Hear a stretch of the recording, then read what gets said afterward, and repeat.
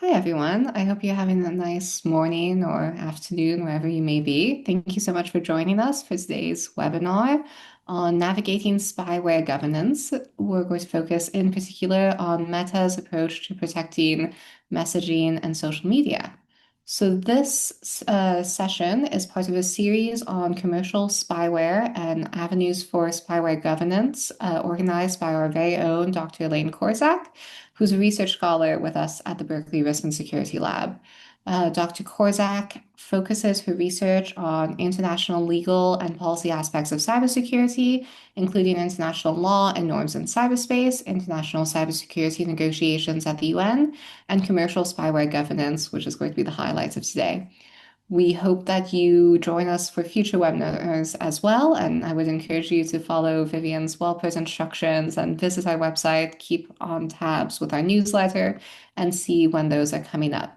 Today, though, we will be specifically focused on Meta's approach to addressing the challenges posed by spyware, which is particularly relevant given the role that Meta has as the owning party to WhatsApp. And so joining Elaine today is Ingrid Dickinson, and I'll hand it over to Elaine to continue the introductions. Many thanks, Leah. As Leah said, we're delighted to welcome Ingrid today to open the fall series of our webinar series. And we'd like to thank Ingrid for taking the time and effort to talk a bit more today about Meta's approach to spyware governance.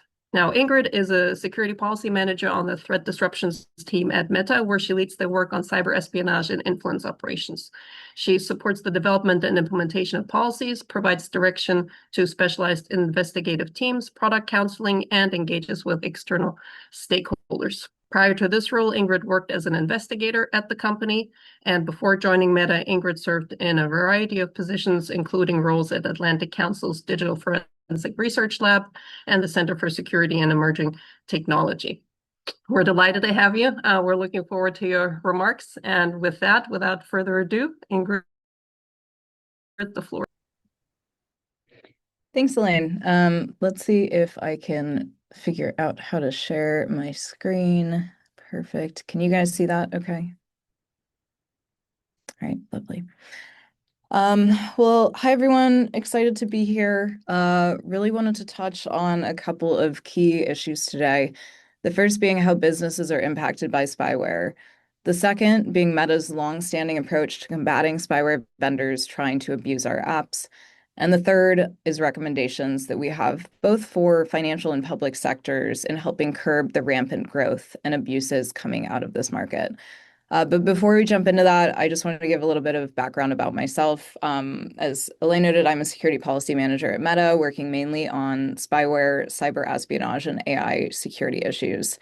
My team focuses on coordinating cross-company strategy to help counter adversarial threats to our products and users. A bit of housekeeping for this one around Q&A. Once we get to that point, please submit your questions in the Q&A box and then upvote if you find someone else's question interesting. And this session will be recorded and available on Berkeley's website and their YouTube channel. So before I dive into this specific question, I wanted to cover some definitions, specifically spyware versus what Meta often deems surveillance for hire. Surveillance for hire, we really define as everything from like web intelligence and scraping products to highly complex spyware type technology. So sometimes we will use that terminology. You might hear me saying spyware as well. Spyware is just one part of that kind of like broader ecosystem of technologies. So jumping into why Meta cares about this issue and why the private sector in general, and especially messaging apps, care about the issue of spyware. Meta itself invests significant time and resources into building defense and depth protections for our users. However, without some kind of magic bullet to automatically detect and patch all the vulnerabilities that could exist, tech companies lack some sort of complete technical solution to mitigate spyware threats. This means that really anyone using a mainstream messaging service could be at risk of targeting by spyware companies. Our investigations have shown that spyware companies often sell their products to anyone willing to pay for them and lack even basic oversight to prevent indiscriminate targeting. Over the years, we've notified tens of thousands of users who we believe were targeted by surveillance technology, many of whom are journalists, dissidents, human rights activists, and critics of authoritarian regimes. These companies essentially enable anyone to gain access to highly coveted capabilities, and since they inherently conceal their clients, it makes it harder for defenders in industry and government to hold this kind of abuse accountable. Finally, many of these foreign spyware companies have built their business models on undermining the security of American technology. Their targeting can erode trust in our products and meaningfully impact the security of our users.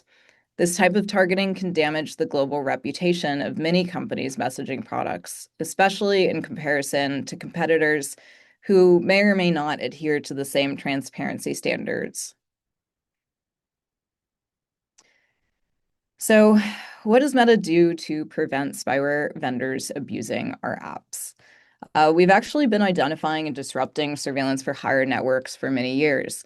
Since 2021, we've disrupted over 20 surveillance for hire firms and their associated networks, which includes the removal of thousands of accounts that were engaging in these types of activities. These operations that we've taken down have originated across a number of countries, including Israel, India, China, Italy, and Spain, and have targeted people in about 200 countries and territories around the world. We've notified tens of thousands of users who we believe were targeted by this technology. When we identify activity from spyware vendors on our platforms, we disable accounts and block their infrastructure. But disruptions are only one part of our broader strategy for combating this industry. We also monitor attempts by these actors to return to our platforms and continue to remove them if they do.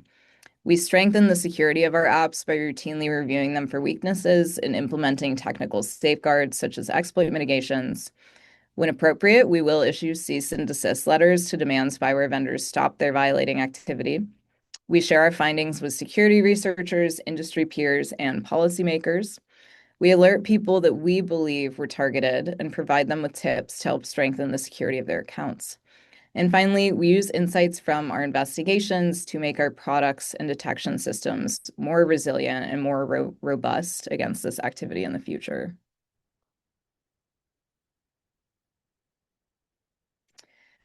We do believe that our efforts have had a real impact on the ability of these spyware companies to continue their abuse unimpeded. As we've monitored and analyzed outcomes of our disruptions and reporting, we've seen a couple of key results that I think are worth noting. Firstly, we found that a comprehensive threat disruption approach can impose substantial friction and costs on spyware groups and force them to change tactics, tooling, and infrastructure. For instance, we've seen companies remove malicious capabilities like scraping of our apps from their products or switch to new internet infrastructure in different countries after we've publicly reported on them. After continuous, repeated disruptions over time, we've seen a decrease in activity and recidivism attempts by these groups on our apps and a preference to shift to other platforms. Broader actions against spyware vendors by industry and researchers also show promise in shining a light on this indiscriminate abuse and enabling transparency and accountability. For example, based on public reporting and our on-platform analysis, it seems that some vendors such as Veriston and Quadream no longer exist as the same legal entities or were forced to rebrand or get absorbed by other companies. We also believe that publicly sharing findings and recommendations, as we have via our adversarial threat reports, is critical for enabling cross-societal action needed to hold these firms accountable. Some of the biggest success we've seen in fighting this industry has happened when the defender community has built on one another's findings to keep up the pressure on spyware firms. For example, after Meta and Citizen Lab each investigated and exposed Cytrox's surveillance activity, investigative reporters helped identify additional targets of Cytrox's predator spyware, among them the leader of a prominent Greek opposition party and a journalist likely targeted by the Greek government. The spotlight on Cytrox has likely contributed to the firm and some of its customers facing additional penalties for their activities. For example, the US Commerce Department added Cytrox to its technology export blacklist in July of 2023, and two political officials who, according to the press, are suspected to be involved in the Greek Cytrox predator scandal resigned in late 2022. While we're talking about impact, it feels important to mention our recent victory against NSO Group, an Israeli spyware vendor who targeted WhatsApp with a sophisticated cyber attack back in 2019. So many years in the making on this one. We filed a legal complaint against NSO after this attack, and in December, a California judge imposed both punitive and compensatory damages on NSO for their illegal acts. This is the first time that a commercial spyware company has been held liable in a US court. There are a number of reasons to be optimistic about the impact of this decision, including this acting as a deterrent, ideally for other spyware companies, serving as a warning to investors who may think twice before investing in these companies, and potentially acting as a roadmap for successful litigation against a commercial spyware company. While it did require significant time and effort, the NSO case so far has shown that there are, in fact, options for legal recourse against spyware companies.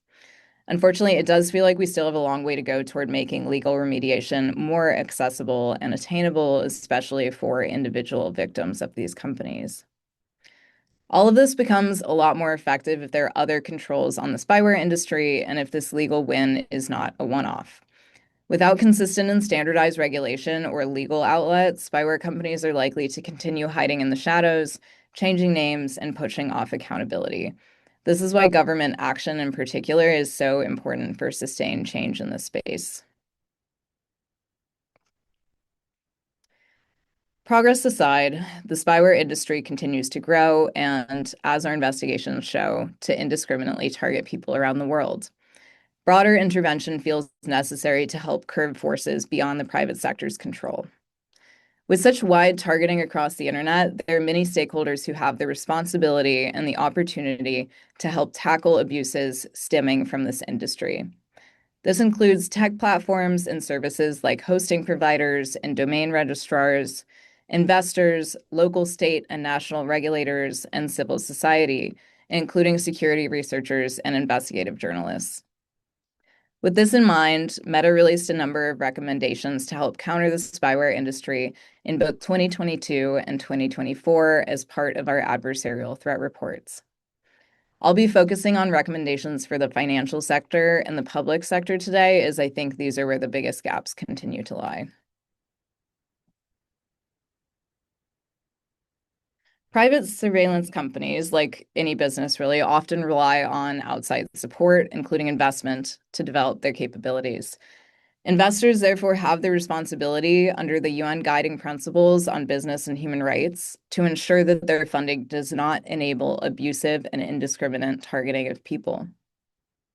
Investors, private equity firms, and venture capitalists should consider developing their own responsible investment guidelines, including human rights due diligence requirements for their portfolio companies. Such guidelines should consider human rights due diligence prior to investment regarding the company's human rights policies and procedures, including how the spyware firm intends to protect the privacy of people's data, the types of customers they intend to sell their services to, and how they plan to implement audit or risk assessment systems and accountability measures for their customers' compliance with human rights standards. Investors, private equity firms, and venture capitalists should consider publishing insights emanating from such due diligence in order to help improve transparency across the commercial spyware industry and protect investors from the risks associated with abusive spyware companies. Though spyware and surveillance have been topics of discussion in government circles for years, not to mention the numerous instances in which government officials were targeted themselves, very little progress has been made to codify guardrails for this industry. Policymakers have options ranging from implementing new regulations to using existing levers to address these issues. We'd love to see more action here. Specifically, we have 5 categories of recommendations that we'd like to speak to. Nope. First, in regions with existing data protection regulations, such as the EU, policymakers have a unique opportunity to protect the privacy of their citizens by requiring commercial spyware companies based in or operating in their regions to comply with those regulations. In the EU, this would mean companies would need to abide by requirements to use an appropriate lawful basis before collecting, storing, or transmitting their data. Storing EU user data in legally compliant ways, and providing EU citizens with the ability to request the deletion of their data. Governments should also explore mechanisms for limiting the amount and type of data accessed and how long it's retained by spyware companies and their clients. The UN Special Rapporteur for Human Rights and Counterterrorism has offered useful bounds for data access in the deployment of surveillance technologies. Second, commercial spyware companies sell sophisticated cyber capabilities, but one of their most valuable products is actually the layer of secrecy and deniability that they offer to their customers. This deniability enables egregious human rights abuses. It also complicates government and civil society efforts to identify and hold the people behind targeting accountable, making it particularly difficult for targets to seek legal remedy for the abuse of their privacy and security. Governments should require commercial spyware companies to retain information about their customers and audit and log the targeting that customers conduct using their products. Taking it one step further, they could create legal mechanisms for targeted individuals to obtain information about the end customers targeting them and the companies providing the technology to do so. Third, targets of abusive spyware companies often face significant difficulty in seeking remediation through the courts. Countries could lead by developing clear standards for pursuing legal cases against spyware companies and their clients. For example, in the US, amendments to current federal law related to personal jurisdiction and venue could help spyware victims bring private rights of action against spyware companies and their clients under statutes like the Computer Fraud and Abuse Act, or the CFAA. Establishing personal jurisdiction has historically been difficult and has resulted in the dismissal of claims by victims against companies and their clients. They should also provide support for people who were targeted to pursue potentially costly and challenging legal action, including by providing them with technical expertise like forensic analysis to strengthen their cases. Finally, the U.S. government laid out clear guidelines for U.S. departments and agencies seeking to procure, test, and deploy commercial spyware capabilities in the landmark executive order in March 2023. Other governments should consider publishing similar guidelines and auditing standards for procurement, testing, and deployment of spyware capabilities in their own countries. Relatedly, visa restrictions and sanctions, which have both been leveraged against spyware companies and associated individuals, have shown promise in curbing these abuses. We've seen many other recommendations proposed in this space, and I recognize that we can't touch on everything here today. We're also very curious about the potential for joint efforts like the Pall Mall process and whether international and whole-of-society efforts could lead to better outcomes. Our hope is that collaborative efforts can serve as a force multiplier in raising collective defenses against spyware abuse. That is all that I have to present to you guys today, but I believe Elaine and I are going to have a little discussion. Yes, we do, and I will abuse my moderator's prerogative in the coming minutes. But for our attendees online, please feel free to put your questions in the chat. We'll be picking those up in our Q&A right after I abuse the moderator's prerogative. So please feel free to drop your questions in the chat. Ingrid, thank you very much for your presentation, for digging deeper into Meta's approach on the governance of spyware. And I'd like to focus a bit more on what the different stakeholders can do. Now, you've already laid out, what Meta's been doing, your recommendations for other sectors, for other stakeholders, the financial sector, also for governments. And I'd like to just dig a little deeper into each one of those. So let me start with the first one, the one that you're representing, the tech industry writ large. So I was curious if you could share a little bit more with us about what, in your opinion, is the level of awareness of this sort of like burgeoning market for surveillance for hire, commercial spyware, cyber intrusion tools. We all know that there are many, many terms used in this space, but I was curious sort of what's the level of awareness that Meta thinks exists across the tech industry, not just when it comes to the big players, because obviously Meta has been involved in this space intimately. Not just with the legal court case, also in a very high profile manner. We've also seen Apple obviously investing a lot in philanthropy in this area, also filing their own lawsuit. And we've also seen that Microsoft's been very active through the Tech Accord, coming out with industry principles to curb cyber mercenaries. So I'm curious what your take is, what the feeling or what the level of awareness is across the tech industry beyond those big players. Yeah, it's a good question. I think, like jumping back a bit, Meta, this really got brought to the forefront of things in 2019, of course, with the NSO attack on our apps. And then we were the first company to start actually publicly reporting on this type of problematic behavior back in 2021. So I think Meta was kind of one of the early adopters, or at least in terms of like trying to be transparent and working across the industry to do some of this. That being said, I think since that time, we've seen a lot of really impressive work from other companies. As you noted, we've seen a lawsuit from Apple.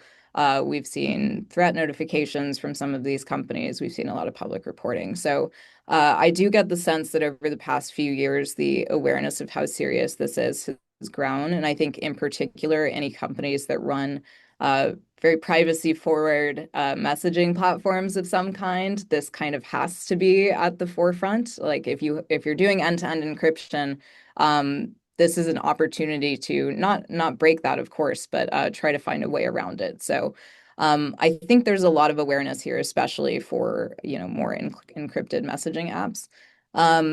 That being said, I do feel like there's a long way to go here, especially outside of just messaging apps. So like one thing that we've talked a little bit about publicly is one of the problems here, and actually in a bunch of adversarial spaces that we deal with, is the easy ability for these companies to maintain their internet infrastructure and the domains that they're working off of, and how difficult it is sometimes to get these taken down. So this is a place where we've kind of like nudged hosting providers and domain registrars to be a bit more proactive about trying to address those kinds of issues, suspending customer accounts, and then providing more transparency into that kind of behavior.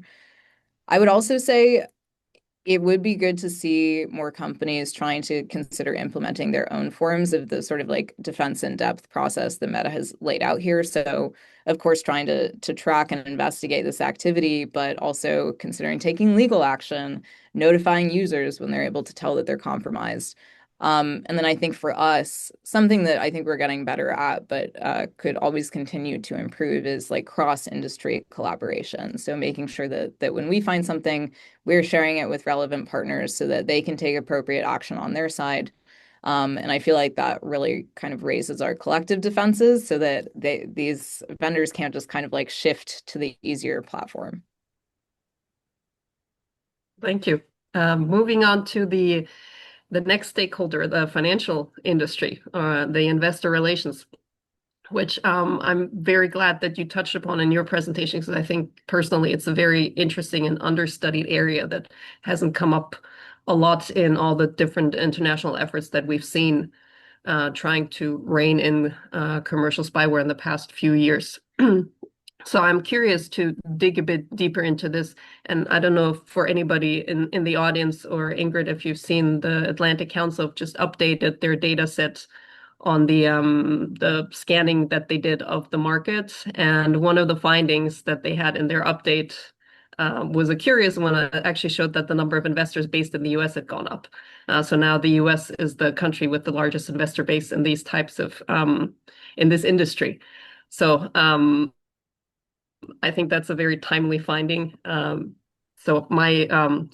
be curious to ask you, what do you think can stakeholders do in this area to facilitate this conversation? I mean, you talked about the UN guiding principles and how private equity investors and VCs, could develop their own HR human rights due diligence standards in this space. But what do you think is the best avenue to get that conversation going and to get more awareness of these types of issues into rooms at VCs and private equity firms? Like, where do you start there? Yeah, this is such a hard one. And I think such an interesting point coming out of Atlantic Council's work on the rise in US investments here. Because I know that there's some very early work going on within civil society around attempts to engage investors more often to talk about this issue and kind of raise awareness. But it seems like we have a lot of work to do there. I think take what I say here with a grain of salt because I haven't actually personally spoken to that many investors about this. But I sense that what the problem here is actually probably more of a gap in just awareness rather than a hesitancy to divest or not, in the future invest in these types of groups. As far as I'm concerned, I feel like identifying the fact that there is a significant risk in these types of investment. And I was speaking to somebody recently, and they actually told me that a really useful talking point has been the NSO lawsuit, because you look at them being fined this huge sum of money. And if that's a potential outcome for many of these firms, that feels like it should stand out as particularly problematic for, the average investor. So I look at it as really just a problem of advocacy, of connecting with the right people.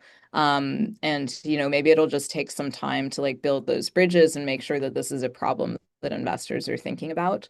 But I feel like that's the first step, is really just appealing to what the core of investing is, which is, investing in good bets. And to me, the spyware industry does not feel like a good bet.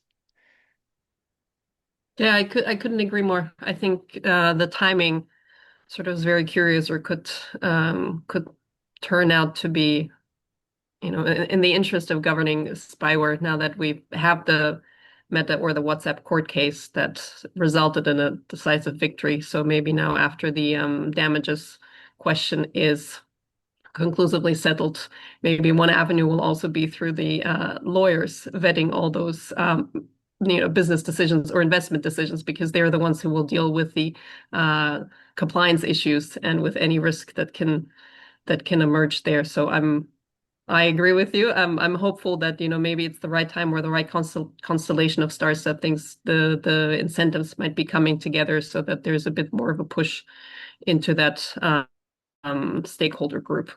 Yeah.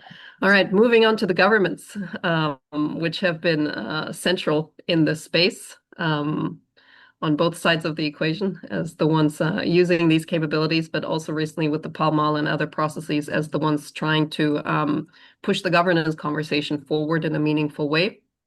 And you had 5 areas of government action that you spoke about. Now, obviously, that's a big area. Those are a lot of things for governments across the globe to implement. So I was curious, which one would you categorize as the lowest hanging fruit out of all those that you mentioned that, could be achieved, or the international community should go for in the short term, and which ones would you characterize as rather the long shots that then the international efforts should focus on for the long term?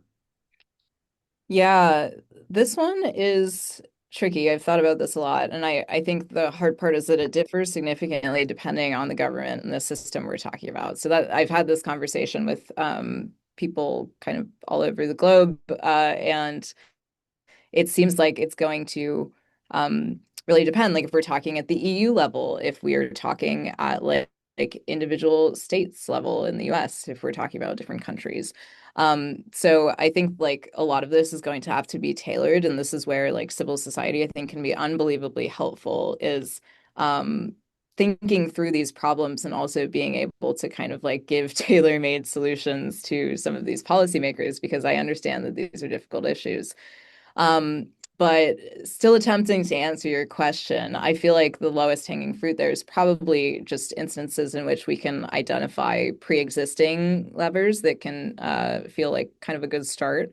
I think, for example, I mentioned data protection regulations in the EU. I've had some interesting discussions there about trying to leverage those to sort of curb or set guardrails for these types of companies.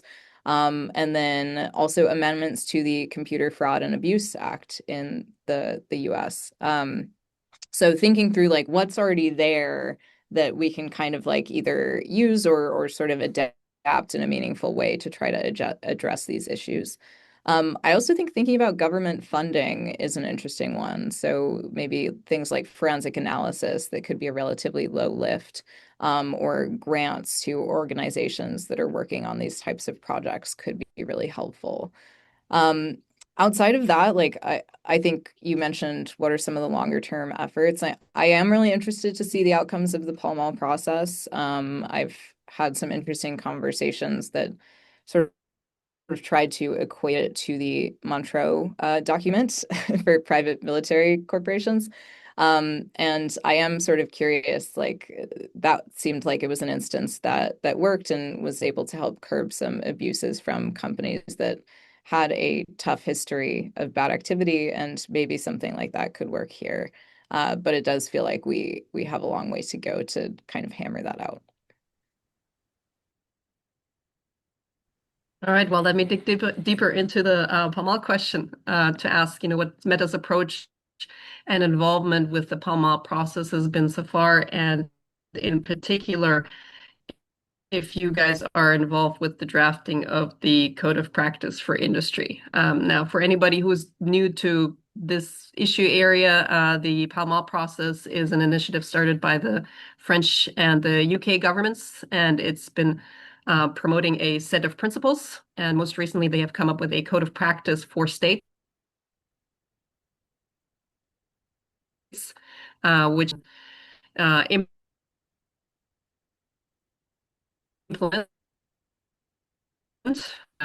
cyber intrusion capabilities. And the recent work stream that they have opened is also to have a similar code of practice for industry. So this just as a bit of background for any of our viewers that may not be familiar with the Pall Mall process. Thanks, So Elaine. Ingrid, over to you. So what's Meta's take on the Pall Mall process and its involvement, if any, with the code of practice for industry? What are your hopes? What are your dreams? Yeah, so we've been involved with the Pall Mall process since the beginning and have kind of been tracking it, and gave feedback on the code of practice for states, which was a really interesting process.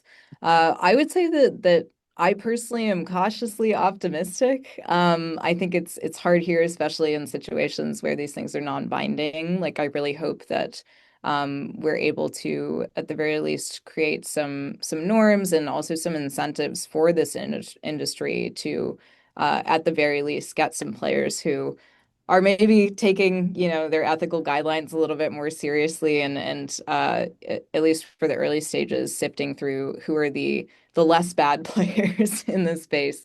But I think like there's a lot of work to do even beyond that. So I don't necessarily feel like this will be a silver bullet, but I feel like it's progress in the right direction. On the code of practice for industry, I actually am pretty sure that Meta is not scoped in as a industry in this instance. At least that's been my understanding so far from what I've read and in discussions. But that being said, it is possible that we will get roped into those discussions. So far, not a lot to report back on there. We'll kind of continue to monitor the process, and when we get pulled in, we will do what we can to help shape it. But yeah, so far our understanding is that this does not necessarily implicate tech platforms and the companies that are more like targets of this behavior rather than being actually part of the spyware industry, of course. All right. Okay, let me pivot to a different issue that I am curious. I have always been curious in these discussions, which sort of permeates all the things that we've talked about. It's at the bottom of what every stakeholder can do or can hope to achieve in these discussions, which is the level of transparency when it comes to this industry, or better to say, the lack of transparency in this industry. Now, this was also one of the points on your slides that, one of the perks or one of the advantages that this industry offers is this veil of anonymity or this cloak of anonymity that they offer to their customers. And we've also seen this with government procurement and other things. So that's a tough nut to crack, I think, obviously, because it's been around. And we've seen in the Pall Mall process that there's been a pushback to, even attempts to increase transparency in this space. So what is your take on this? How do we crack this nut of increasing transparency in this landscape when it comes to all the when it comes to all the stages of the product life cycle of these capabilities? Government procurement or even development, export control licensing, like the transparency issue sort of permeates across all the different stages, all the different stakeholders, be it the companies, be it the users, be it the purchasers or the grantors of the export licenses. So what would be your take on that? Or, how would you tackle the issue of lack of transparency? Yeah, I this know it's an easy one. yeah, thank you for the softballs. But I think like in a lot of ways, transparency begets transparency. So, like if we have other actors in this space trying to be transparent, and I think a lot of these tech companies and messaging platforms have kind of like done our best to be transparent where we can about these issues. Of course, it's a bit of a balancing act. Like every time we share information, it can be really helpful to other people. It can also kind of like show our hand in a way that might make it harder to track these kinds of actors or might make it easier for them to try to abuse our system. So we try to balance that as much as we can and also do, direct or peer-to-peer information sharing as well. So we can try to like build up those defenses for other people, but not necessarily like expose ourselves to the adversary. Um, that being said, I think with like, let's say we're talking about within the spyware industry, purely speaking from, the many years of tech platforms existing and how transparency has ebbed and flowed over the years, I feel like it's hard to expect these companies, unfortunately, just because of the way things works, to proactively take very transparent stances. Again, with anywhere, it can be difficult to take a transparent stance because you're opening yourself up to criticism. So I think this is where like we need governments to try to create regulation around this. Like we need some forcing functions and honestly to scare them a little bit because I kind of think that's part of what worked with like big tech was seeing, oh, we need to start being transparent because people are requesting that because we're getting pressure. So sometimes I think in this space, like they have to feel the pressure of that. Um, so that's one thing. I think on the government side, it's hard. I assume it's similar. I guess it would be pressure exclusively. But I also like I understand it can be very difficult for governments to do this kind of information sharing. We really encourage it because it does help us to detect this type of activity when governments can share things, whether that's like publicly or directly with us. We can kind of independently investigate and see what we're able to find. So the benefits of transparency are huge here because we're kind of all able to help each other in this space. That being said, I wish I had a better recommendation there. I do think a lot of it is just like where people can pressure and where people can be transparent themselves to kind of like set that standard. It can be really helpful. Thanks, Ingrid. Now on to the last question before we open up for the audience Q&A, which is looking into the future. Now, we're in 2025 now. If we do a throwback to 2015, and we look at the spyware issue, it was the year that the US Commerce Department attempted to implement the Wassenaar controls in the US, which met with a lot of resistance from the tech industry and cybersecurity researchers and the community in the US. It was also the year that infamous Italian company Hacking Team got hacked, ironically. So we've seen, it was in a way a different world. The discussion was dominated by the revelations that followed the Arab Spring and the early attempts to institute export controls in the Wassenaar arrangement. Now, we fast forward 10 years, it's sort of the discussion is still the same, but it has also changed in dramatic ways. So I'm curious if you were to look into 2035, 10 years from now, Where do you think we're going to stand there? Yeah, apologize if I get this completely incorrect because I'm typically quite bad at predicting the future. But I think one thing really worth diving into here, and I may actually be answering one of the Q&A one of the Q&A questions here as well, is AI. So I have a feeling that this is going to change the conversation entirely over the next 5 to 10 years. Um, I personally think that AI in the space will probably have a net benefit for defenders, especially since defenders often face scaled problems. For example, like identifying vulnerable code in these really gigantic code bases is certainly a scaled problem, while attackers often have more of like a bespoke task of figuring out these exploit vectors and kind of like chaining vulnerabilities and bugs together. So I personally hope that this will kind of drive up the difficulty in developing effective and also persistent exploit vectors that can be used in these attacks. That might be a little bit optimistic of me, but if that is what happens and that is the case, I'd expect to see shifts towards honestly more classic forms of surveillance and like access vectors like social engineering or physically enabled access. So I think it'll be really interesting to see how that kind of like defender attacker balance plays out in this space. But my general perception has been that I do think as long as these companies are doing a good job adopting AI technology and adopting defensive technology, that I think it will make it a lot harder for these spyware vendors, even though, of course, like they will also be able to use this technology. I just think that the benefits are ideally greater for attackers. Um, Sure. I, I'll just throw yeah. this out to the audience just to give everyone the question that was in the Q&A. They might not be able to see all of it, or in case somebody hasn't seen it. The question was how, Meta sees AI changing the spyware landscape both on offense and defense. Back to you, Ingrid. Thanks, Elaine. I think if we're taking a step back and talking less about, like AI potentially disrupting the entire industry, I do hope that there will just be continuously like growing awareness of this as an issue.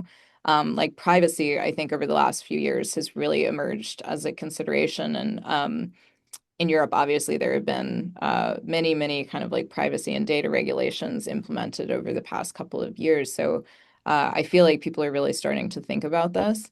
And whether that is making governments more aware, I think it's difficult because like we've been trying to raise awareness in that space, and sometimes it feels difficult. Uh, but I think also the opportunity with investors in understanding how this works, potentially seeing growing cases with like litigation efforts against these companies. It feels like we have what is a pretty strong momentum, and my hope is that like at least one of the many different efforts that are underway right now will be useful, whether that is Pall Mall, whether that's litigation efforts, whether that is investors understanding that these companies are not a good place to put their money.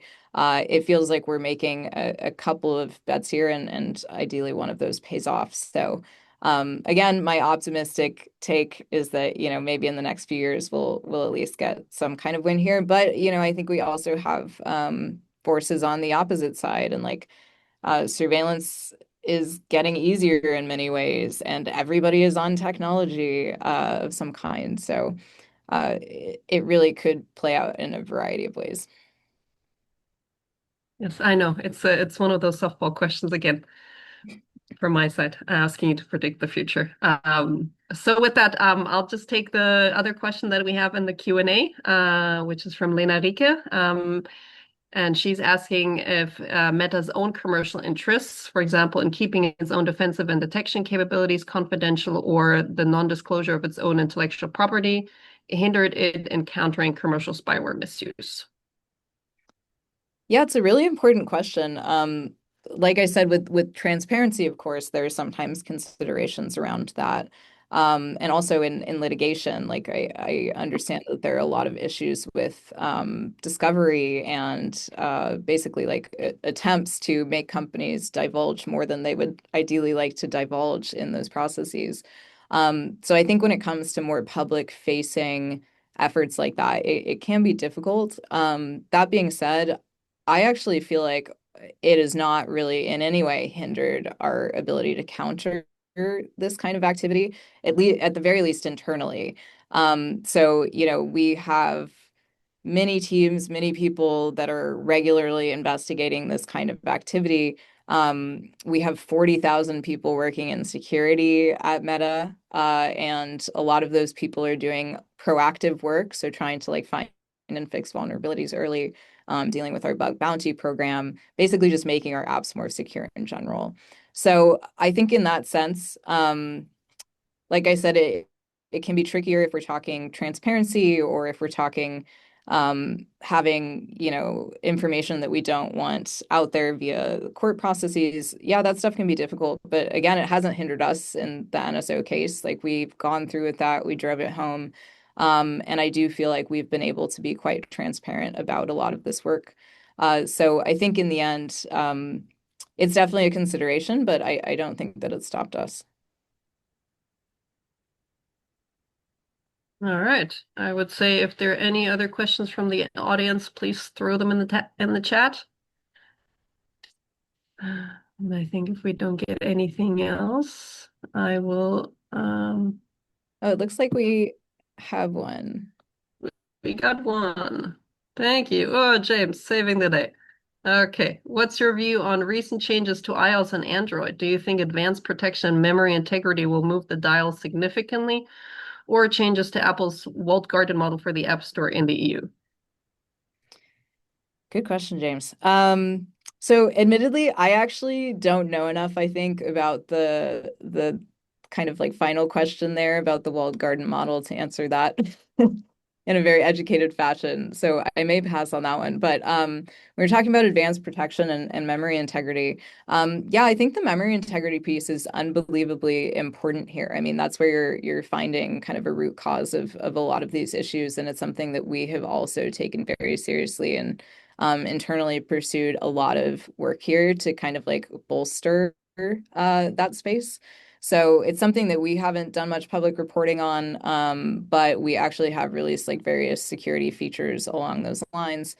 Similarly, with advanced protection, Meta and WhatsApp especially have released a ton of different security features that are available for, in particular, high-risk users to try to protect themselves against these kind of attacks. For example, you can like disable link previews. You can do things like have disappearing messages. There are a bunch of different options that we try to make available to people so that they can kind of decide, like functionality, like maybe there's some trade-offs with how fast your app works or something like that. But we do give a lot of features that people can try to use to protect themselves. So I think that type of work is extremely important. And it's actually, because some of it's a bit technical and jargony, not talked about a lot publicly in these spaces. But I do think that's where like a lot of our defenses really lie when we're talking about tech platforms.